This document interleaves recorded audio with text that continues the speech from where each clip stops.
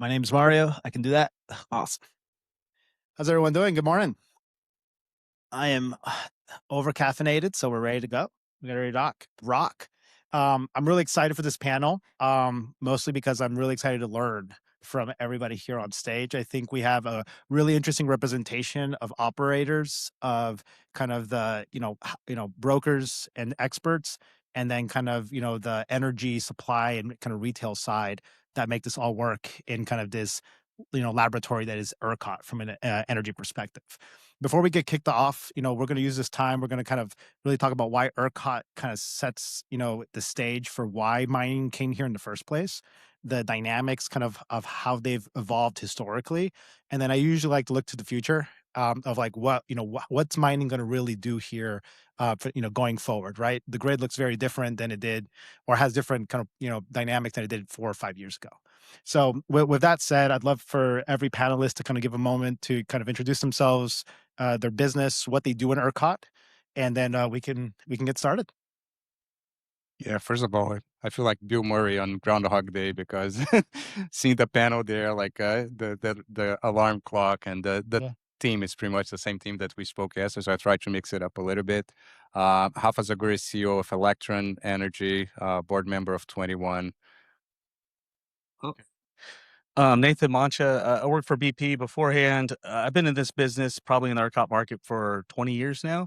I am the chair of DSWG for ERCOT, and I've handled anything from generation all the way to loads. And so start there. Nate, what's DSWG for the people in the back? The demand side working group. Wonderful. Scooter Womack, CEO and founder of Vega Energy Advisors. I've been in this market on the power side for about 10 years or so. Energy came from an oil and gas background, traditional kind of oil and gas finance and investment decisions, and really kind of dove headfirst into the energy supply for flexible loads, primarily Bitcoin mining, starting off in 2020, 21, when we had the kind of the mass exodus of the inrush of miners coming in 4 or 5 years ago into Texas. I'd like to imagine it. All of the Bitcoin world embraced their inner Davy Crockett and said, "You may all go to hell, and I'm going to Texas." And I think that's where we're at today. And I really, really like that. I love it. I love it. I'm Mario Gutierrez. I am TerraWolf's deal dog, so I'm hunting capacity as always. Before we dig into kind of some of the topics that you previewed, Scooter, and I'll kick off with you. There's a lot of different ISOs, right? And there's a lot of different grids in the United States. Bitcoin mining has found their way to all of to a lot of them over some period of time, maybe, right? What makes ERCOT different than some of let's say PJM or NISO or TVA, right? Which are places that have had Bitcoin mining gone there. What makes ERCOT kind of structurally different? So ERCOT, I think it has to deal with just the nature of how we run this grid anyway. It's an energy only market, and you can actually optimize. How do I say it? Bitcoin miners are the apex predators of demand response, right? That's the easiest way to say it. And out of all the ISOs, this ISO allows you to optimize. You don't have to deal with certain hurdles when you're getting into the marketplace, and really how you liquidate hedges, or how you can be in the demand response market, or you're just passively doing 4CP or something like that. You have a lot of arrows in your quiver. And we have a lot of land. And like we were talking about yesterday, we have the fifth largest wind capacity in the world. If we were our own nation, we now We run. still might be, right? Huh? Yeah. When? Yeah. Yeah. So I mean, we there you go. I think we have a lot of different things that we can do in ERCOT. And if you just look at the history, when we decide to do something, it's like we go do it, and then we probably overdo it a little bit, Yeah. and then we have to go and deal with that problem after the fact. But I think that's why everybody came here. It was just we made it easy, and we really like business, and now we have to deal with that. But there you go. Sure. Hey. Yeah, I would also just say, as a market that we're in here, the ERCOT market in Texas specifically, versus some of the other ISOs, there's a lot of data transparency that you get in this market, and there's a lot of really, great access that you don't really get in, say, a PJM Sure. specifically, right? Or even SPP, right? So you do have. I think we've prioritized in the market transparency because we are energy only in this market. Price is the signal. And And Scooter, when you say energy only, where is it more than just energy? What if you're in energy only, what's an example of not just being energy only? in the simplest sense, right? So what's a way to explain that is the energy and demand leads and creates price signals, which determines investment into generation and transmission, right? That's ultimately what that means um, versus say a capacity market like PJM or SPP, where you have to plan load and gen at the same time, right? Generation determines the amount of load that can come online. Whereas here, well, load and transmission constraints and the grid dynamics, if you will, determine that based around price signals, right? Got it. And so that's ultimately what an energy only market versus a capacity market would mean. It's just what is the leading indicator and how do you plan for resource adequacy? One is proactive and one is reactive, Got it. following a more uh, capitalistic approach like we have here in Texas. Awesome. Thank you. Awesome. One of the things that I think is maybe worth kind of going maybe perhaps through memory lane, right? Is, when we did have the exodus from China come to Texas, let's say we say demand response programs, ancillary programs, all these kind of different things that you hear at these conferences, right? You see a press release for X public miner liquidates their hedge or makes X amount of money trading power during a winter storm. What were the dynamics, and this is kind of generally for the group, that made those dynamics attractive for mining to come and be part of the energy ecosystem? How does that look like then? And then the follow-up question would be like, how has that changed to now? Yeah, I can go first. I think we are living a very unique time where we have a monetary transition and an energy transition happening at the same time, Sure. right? So the monetary transition, I didn't need to tell everybody what it is. It's Bitcoin, right, coming in, but we're also coming in at an energy transition, and Bitcoin is right in the center of all of that, right? And as Scooter said, price is definitely signal, and I think if you think about Bitcoin mining, we are buyers of last resort, and we're also sellers of first resort, right? So I gave the example yesterday of we buying energy in Brazil that it's being offloaded that can't go anywhere. So Yeah. we are the only ones that can consume that energy, Yeah. right? Because we are probably the only ones that can be curtailed by 60, 70, 80%. And Sure. it's all at the end of the day should all be at the price, right? The question is never like, what's the energy price? What's the energy price? What's the uptime? What are the other conditions that are coming in, right? And I think what we see here in Texas, it's probably all of the markets are very far away from getting to where we need to be, where price is signal at the margin, right? For each of these consumers and where they Yep. are. And I think Texas is where we're probably closer to that, but I think we're still years away from where it should really be. The beauty of all of this is that you can automate everything with APIs, right? So at the end of the day, it shouldn't be something that humans don't even touch, right? Oh, And sure. Yeah. if we're thinking ahead where we're going to land, and I think ultimately that's where we're going to be. And miners are just going to be, in pretty much every single market as the buyers of last resort or the sellers of first resort in this case, right? So from a history lesson standpoint, so we went nodal in 2011, right? And this market, it like blew up that first year, right? It was a crazy year. Hottest summer on record. We had our first winter storm. People were like, "Why did we do this?" Price is really high. But then after that, I'm setting the stage. Prices just kind of genuinely dropped over the next couple of years. And so around 2016, 17, 18, as we were building out the renewable portfolios, a lot more PPAs and longer term deals were getting done, and they were getting done for like, think about it, like $20, like, and lower, depending on where you were. Yeah, that time, yeah, for sure. Yeah.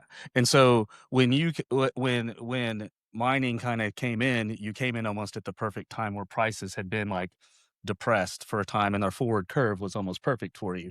And so at any given time like that, you're like, I should go and hedge. I can go hedge. Problem with that is when you get a lot of bad press, people don't understand all the things that go behind you going out and buying a hedge when it talks about credit and it talks about it. Collateral? You're talking about collateral? Yes. Right? Yeah. And again, I mean, I remember having these discussions and everyone's like, what collateral? What's collateral? And you're like it, but it was really easy to say, like Riot during Uri, oh, they made all this money. They sold it all back. And you're going, yeah, but they had that hedge probably for like 3 years and they were getting called for collateral like all the time. But anyway, the whole point is this market was built for those types of things. It was energy only. Unfortunately, now what we have is we're reacting to what we're seeing coming, not necessarily what's happening right now. And the forward curve's really high. So that's where you get to turn around and be optimizing your other way, which is I can just shut down, right? Price is too high. I shut down. Yeah. Right. And that's the beauty behind your business and optimizing what you have as a true asset and a resource in the marketplace. So, but that's what we do in this market, right? Yeah, to kind of like rewind the clock, as Nate said. I don't know what your experience was, but I can remember almost just begging some of our, at the time, primarily like oil and gas clients, some large industrials, and even, some Bitcoin miners at the time, begging people. I'm like, you can hedge your power, you can fix your power for 1.8 cents, 1.9 for the next 10 years.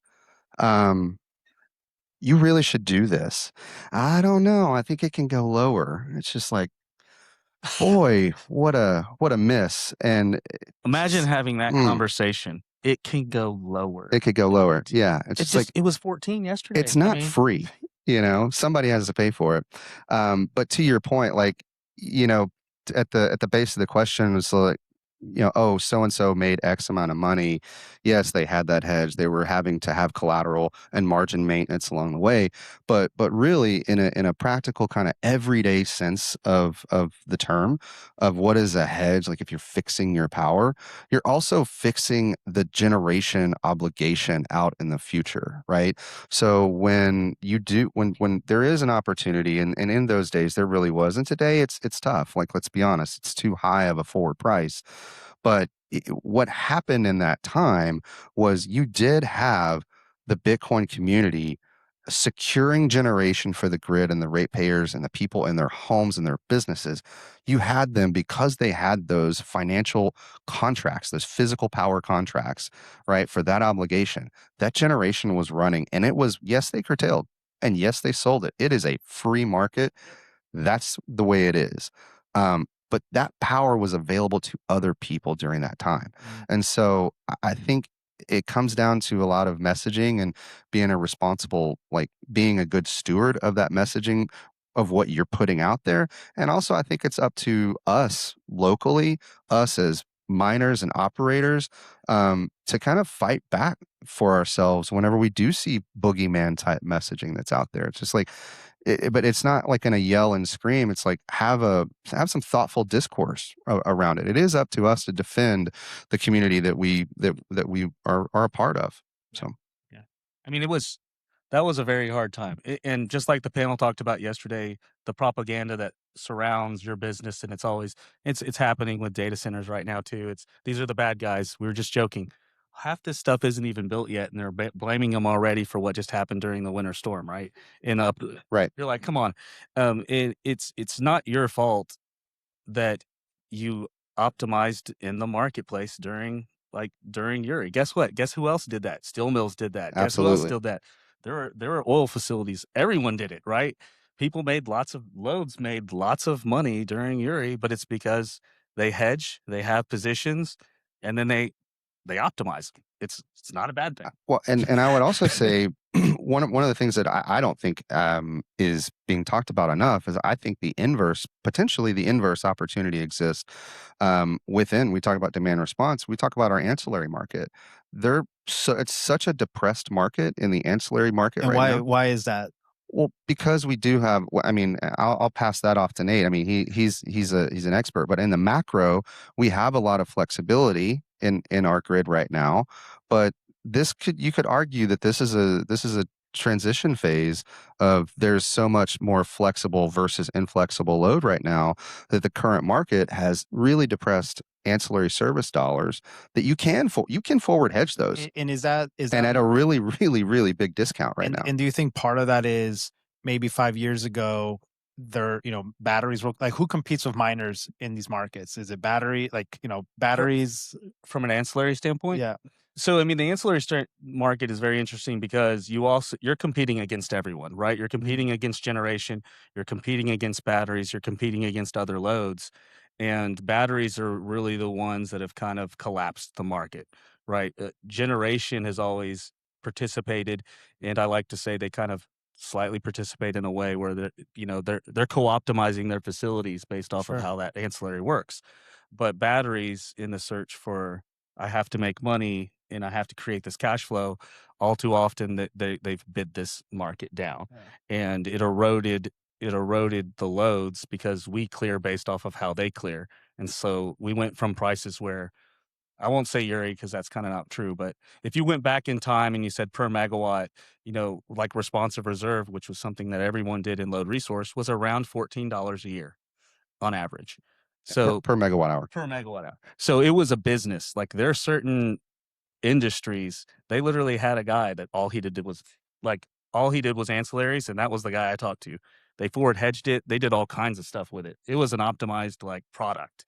And now it's Tough. It's tough. But you can buy those in the you can forward hedge all of those programs at the current market, which is super duper low. It's lowest it's ever been in history. I was going to ask Mario, if you don't mind, I was going to go back just a little bit. Sure. So with Hoffa, I mean, we're talking about the difference of Texas and the market. You operate in so many markets. I'd really be curious, maybe if you could share with everybody like how it's different operating here versus some of the other markets you guys operate in. Yeah, I touched a little bit on this yesterday. I think, go to market here is quicker than pretty much anywhere else. The availability of power is also much wider than anywhere else. When we're going to market, we're not going for 10, 50 megawatts, we're going for larger sites. And still Texas is where we ultimately land. For election, we're getting to a point that we have too much concentration in Texas now. So we've been looking at other markets. There are opportunities out there in other markets as well, particularly outside of the US. I think there are good places. I mentioned Brazil yesterday. Very interesting. In Brazil, we had one conversation with an energy company, utility company that was actually buying batteries. They're like, oh, we're going to buy batteries and, we're going to store because there they have excess wind generation. And like, we're just going to store the energy in batteries. And I told him, well, how much you spending on the batteries, more or less. He gives me the numbers. And I very quickly run some calculations to him. And I say, listen, you can just plug miners here, right? It's going to be literally 1/20th of the price that you're spending. The next day, you're going to be receiving Bitcoin. And it's like, oh, but it's Bitcoin. And like, if you don't like Bitcoin, you can sell the Bitcoin every day. And think about it as being a monetary fuel cell because that's what it is. It's your way to store it, right? And this is the point. I think we are on this transition, like in any market, right? When you start a new market, you misunderstand the addressable market. You think the addressable market, and the classic story is Uber, right? Uber was always compared with taxis and being, taxi one. And what they did is that they expanded the total addressable market, right? And I think we are going to expand the total addressable market. And some markets are starting to really perceive that there are other ways to do this. And there's no reason for them to, the batteries, of course, is the obvious idea, right? They don't think about Bitcoin mining, but when it clicks to them that, oh, actually, I start receiving cash flows in the next day that is actually deployed. And that's what they want at the end of the day. They put batteries not because they want to have the batteries. They want to sell the energy back to the grid and get capital, right? It's exactly the same thing. And when you compare the capital expenditures that you're having one versus the other, and by the way, much better for the environment as well, right? So, it's a win-win. So the answer, I think Texas is still way ahead. But I think gradually we're going to start to see this being pushed out in the US and other states. We're starting to see progress in other states as well. We've had, good deployments in Oklahoma, for example. But Texas is still, I think, if you want to go to market quickly, it's still the best place to be. Number one. Before we maybe kind of transition to the next part of the conversation, I want to Nate, if you'll humor me with a question. So Bitcoin, we all know it's awesome collateral. What does, when BP's talking to your retail book on the mining side, has there ever been a miner that says, why don't we just lock it in a multisig? And, if you need to call the collateral, you can take some Bitcoin. Do you think is the supply side of energy business kind of at that stage yet, or is it, maybe in the future? No, we're getting there. Like anything, it was new, and it was new to like our treasury and things like that. So when they look at it, Sure. they're used to something very different, Sure. right? And you have to educate a lot of people. And at a company like BP, you have to educate lots of people, and they have to sit down and listen. And you go from an idea where I can discuss a platform with you right out in the middle of the Gulf that's a tangible thing, and how like I pull oil out of the ground, to now I have to describe Bitcoin over and over again to multiple people.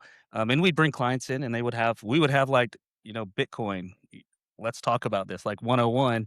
And so slowly we got to a point where they started building new products. They started like thinking about, what do we take? Do we get to a point where we take Bitcoin, Sure. right? And those things have begun, and that's a good thing, right? And I think we've seen it in other reps have done those types of things. So as anything, they just have to understand and educate. We talked about that yesterday, because people have, they go home, they open the paper, and they hear it like Bitcoin's like horrible or something, and they're going like, so what are they going to do when they go into work? Oh, this is like this doesn't work. And you're going, dude, you have clients right now. Don't don't think negative. Think like, go learn. Go learn. Rod, how do you feel about going on tour, talking to the Yeah. credit and risk departments at large retailers? Sounds exciting. Yeah, it's I mean, exciting stuff. Tell you a funny story. Not so funny, but Bitcoin is the best collateral ever invented. Hands down, 24/7, transparent, liquid. Right? I don't need to say all of that. But funny story. So before I came to Bitcoin, I started a company, a startup in Brazil. Was a lending company, a lending fintech. So we did lending unsecured to individuals in Brazilian reais. That it doesn't get riskier than that. I can tell you that. Like that's the riskiest asset that you can have. So I worked at Goldman before. I picked up the phone, called Goldman, said, "Well, thinking about building a credit facility, launching a credit fund. What do you think?" Like, we're in. Let's do it. Fine, great. So we launched a fund back in, I don't know, 10 years ago or so with Goldman in Brazil, did all of that. Fast forward, go to Bitcoin, and at some point pick up the phone, call the same partner, and I'm like, listen, I'm working Bitcoin now. I want to do lending against Bitcoin. So you hold the Bitcoin, 50% LTV, 1 day risk of Bitcoin going down, because that's what they have, of Bitcoin going down 50% is 0.0001%. Liquid 24/7 weekends. No, I don't want to do that. That's too risky. Swear to God. I worked for a lot of people, so I get it. They just don't get it, and it's really funny. They just don't. Oh, sorry. They just, my past life was at Merrill Lynch, and I worked with like a lot of those funds. They just don't get it, and they won't say that. They don't like to say that. They will not. They it's will hard. not sit in front of you and go, "I don't understand your business." Yeah, because then Right? They would rather just say no really quick and be like, "Okay, I'm going to go do this." Or even if they understand, this is my experience when I was at Exxon, they get it, but no one ever got promoted for not take That's right. if I'm Yeah. getting promoted That's in exactly 18 right. months, why am I going to take outsized risk, right? It's like, even they're like, hey, this is awesome, but like I get sent to the UK in 6 months, like I'm not going to mess that up. That's because asymmetric risk belongs to the entrepreneurs. Right. So That's what happens. So with the topic of entrepreneurship and the asymmetric risk, Bitcoin and Bitcoin mining, in my mind, and influenced by many people here in the room, has always been, it's the pioneer species. It's the apex predator. For me, as a former oil and gas geologist, it's the exploration company de-risking the next resource, right? And being able to, everybody who kind of was a first mover in the Permian before the big boys came in. They took a lot of risk, but they also reaped a lot of that reward when they came in. And that reminds me of, as these ancillary markets are compressing and maybe those revenue streams for miners aren't so obvious anymore, what is the role of a Bitcoin miner in ERCOT looking forward, right? And I'll kind of name 3 things that come to mind for me, right? And then, I'd love your guys' examples. So, or kind of takes on them. Number one, which I think we've all very much seen, is that exploration kind of dynamic where miners went to West Texas to go co-locate where, the energy was plentiful, but transmission was not. They invested in substations, invested in human capital, created large load centers there. And then, you look at Cypher, right? Then, the large bidder, the ExxonMobil in the room came in and, he bought all that capacity up, right? And then they'll keep extending themselves out and more out and more out to the margins from an energy perspective. Other examples are, renewable asset managers are, those subsidies are starting to roll off, right? Congestion is really bad in load zone south, right? Is there a service to be done there?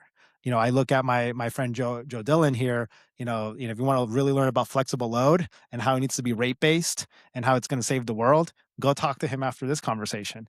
There's needs for that as well. From if I'm Vistra, if I'm generating, having all this generation, I probably need a profile of some flexible load that I can physically manage. And so that's kind of where my mind goes to ERCOT. I'd love your guys's kind of approach. Like where does Bitcoin live in ERCOT in the next 5 years? I think, well, one thing we have to get back towards in ERCOT is, since Uri, the market participants kind of had some of their power taken away, right? Meaning a lot of what made like ERCOT really great and how we built this grid was all of the meetings like DSWG and TAC and what we were just talking about yesterday. It was really driven by market participants, and we made more decisions than like the PUCT and stuff like that, right? We just took things to them and then they voted on it. Now it's kind of flipped, and they just tell us, like someone just asked me about 12CP. They basically said, no, we really want to do this, and it's like we're not really discussing it, right? And so I don't know if that's going to happen or not. I'm just saying that's kind of what they said, but Terrible idea. it's a terrible idea. We'll talk about that later. But anyway, I think it is about the market participants, and we do have to it gets back to why we're in this room, is what I'm saying, because I do think what your resources supply to this grid is a very unique flexibility that we need for this grid, just based off of how large it is. I mean, we are the most load dense. I mean, if we were a country, we'd probably be the most load dense country in the world. And think about that. And then during the summertime, 60% of our load is HVAC load. So put those two things together, that's a beast to deal with, right? And ERCOT still does it, but we have to change things. And so what I say to like the people in this room, it's like, if you ever heard Steve Jobs say, what is it? Make something wonderful. Like, we're not building a product because we just want to build a really cool product and hand it to somebody.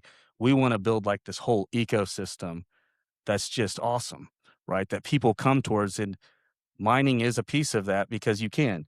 When we're having a problem, hey, guess what? If we separate the stacks or something like that, I can go, the miners can come off of this quick. We can pay them for that, or they can do this for it, right? Or these guys can do this. They should be paid separately like this. But right now we're looking at a very old kind of model, and we're trying to like force little things into this model again. And instead of kind of thinking forward, and I think we're getting to the point where we're getting there. We have so many different resources, so many arrows in our quiver, or get your batarang out. But anyway, I think that's where you are, right? To kind of answer your question, it's back to the apex predator, right? Use the assets you have, and then there you go. Haffa, what do you think? I don't have much more to add to that. I think Yeah. spot on. Yeah, I just think there's I think there's a lot of pressure on miners in this market. I think we all realize that, right? We have you know, non-liquid costs going up. When I say that, I mean on the demand side, on the transmission and distribution side. We have, compressed margins around demand response programs, et cetera. We have some really not great regulatory discussions going on with like 12 CP and really dumb shit like that.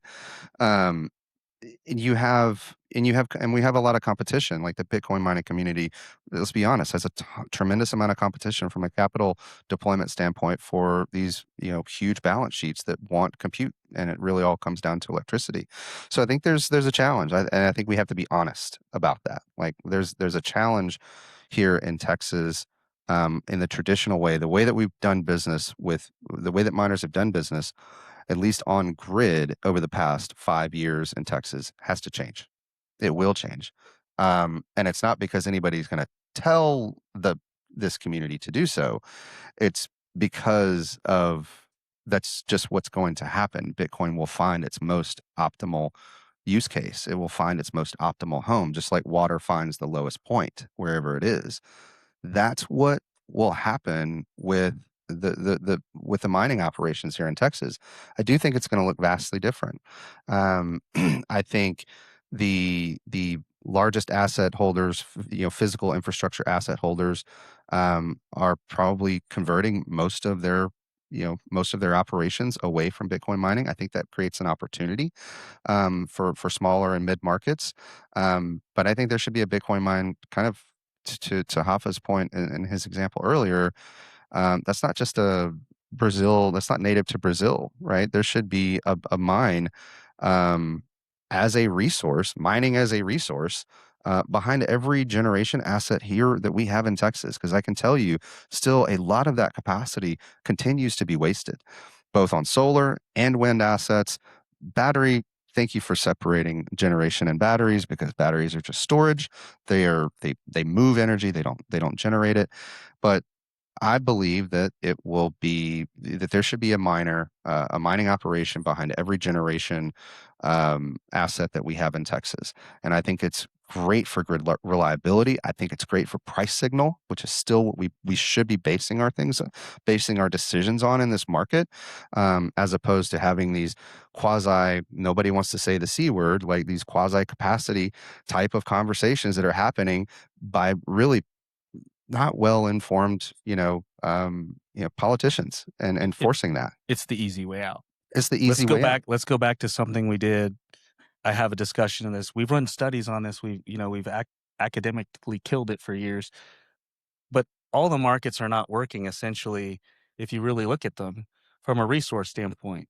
We have evasive species, if you think of it that way, where now like batteries are in there and you're playing load and generation 3-card Monte. You're moving around where you actually push it into the grid or pull it off. And it becomes hard because I tell people this all the time. Trading ERCOT is so difficult now. I don't care what people say. You're literally changing a market every year. Every year it's a different market. Every year. Yeah. And I think we just need to be really plain spoken when we talk to, the folks who live here in Texas. When you talk to if you do talk to your local representatives, your local congressmen and women, your state senators, etc. I think it's just from this community. I mean, and from our community, frankly, like truly on the inside side of it, it's really plain to say the way forward is not backwards. That's really simple way to say it. Yeah. It's that way. It's not this way. So like we will have a really creative moment, I think, over the next couple of years, especially as we approach the next halving, because it's going to be required. And Bitcoin will show, and the miners will show their merits once again, in a big, big way here in the state. And it is going to look vastly different. Yeah. So one, I really appreciate everybody's kind of insight. I learned a lot. I'm looking to be more active in ERCOT, and so this is also very helpful for me. I think we have 1 minute left. I think a big takeaway for me in this conversation is flexibility is valuable, right? So when there's a lot of kind of peers here that are building their businesses from a mining perspective, and they're running models based on like Bitcoin denominated DCFs, right? And it looks kind of bleak if things don't move one way or another. Integrate what's the value of that flexibility, right? Go talk to these guys here who are either doing it or helping get it done, and kind of, where can that flexibility be implemented in this ecosystem as a resource, and what can that do for your business? And then maybe ask any ASIC broker here, how they'll price that value of flexibility, on a dollar per terahash basis. So with that, please give everybody here on this panel a round of applause. Thank you so much.